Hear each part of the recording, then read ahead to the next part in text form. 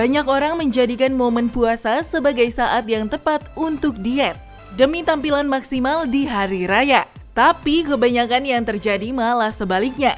Bulan puasa badan makin lebar, alias lebar beneran. Hahaha, kok bisa ya? Hayo, siapa yang merasa sudah lebaran? Coba cek lemak di sekitaran perut Anda. Nah, berat badan biasanya memiliki kecenderungan untuk bertambah sesudah lebaran. Kenapa sih? Biasanya pada saat puasa terjadi perubahan pola makan. Pada saat puasa orang akan menahan dahaga dan juga haus sepanjang hari. Kalau tidak diikuti dengan pengendalian diri yang baik, pada saat buka puasa orang biasanya cenderung untuk makan sangat berlebihan.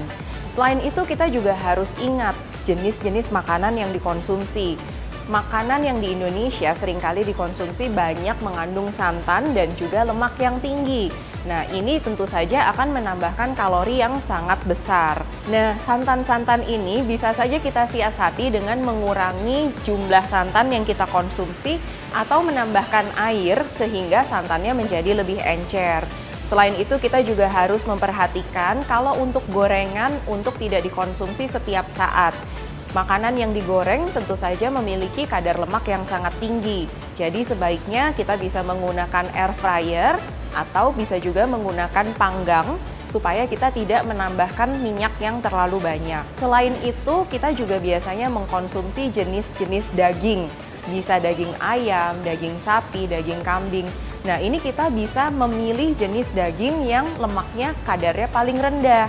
Kenapa harus kita lakukan seperti itu? Karena lemak yang berasal dari daging, lemak hewani biasanya mengandung lemak jenuh yang tinggi, yang mana tentu saja ini akan menambahkan kadar kolesterol jahat di dalam darah. Kecuali untuk ikan, kandungan lemak di dalam ikan ini biasanya kandungan lemak yang baik. Jadi tentu saja kalau kita mengkonsumsi ikan, kita boleh mengkonsumsi ikan yang berlemak tinggi. Contohnya seperti tuna atau misalnya ikan salmon, itu boleh kita konsumsi. Tapi jangan kita goreng lagi, misalnya seperti itu.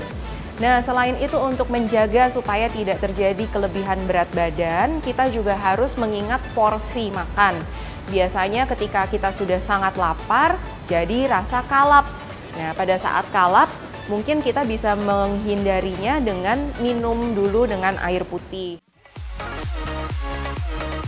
Selain menjadi momen untuk saling memaafkan, makan bersama keluarga juga menjadi agenda wajib saat Lebaran. Ketupat, opor ayam, dan sambal kentang goreng ati merupakan salah satu menu wajib yang ada di meja makan. Sangat menggugah selera ya. Nah, bagi Anda yang memiliki riwayat dengan penyakit kolesterol dan hipertensi, tentu harus menjaga pola makan ya. Tapi bisakah saat Lebaran mengonsumsi makanan sehat? Nah, makanan Lebaran biasanya identik sekali dengan kue-kue kering dan juga makanan yang memiliki kandungan gula yang tinggi. Kita harus ingat kue kering itu memiliki kalori dan gula yang tinggi, jadi ini cukup berbahaya. Kita bisa mengganti kue-kue kering ini dengan buah-buahan yang lebih sehat tentunya, dan kita harus membatasi jumlah yang akan kita konsumsi. Nah, selanjutnya untuk jenis makanan karbohidrat, biasanya kita mengkonsumsi ketupat nih kalau di Lebaran. Kita bisa mengganti ketupat itu dengan bahan beras merah atau beras coklat yang memiliki kandungan serat dan juga vitamin B yang lebih tinggi. Jadi tentu saja ini akan lebih baik untuk dikonsumsi. Jangan lupa selama Lebaran konsumsi banyak buah dan sayur. Sayuran terutama memiliki kandungan kalori yang sangat rendah. Kita mendapatkan serat yang banyak sehingga bisa bertahan lapar lebih lama, dan juga kita akan mendapatkan banyak vitamin dan mineral yang sangat bermanfaat untuk kita. Jadi jangan lupa untuk selalu mengkonsumsi sayuran dan buah-buahan.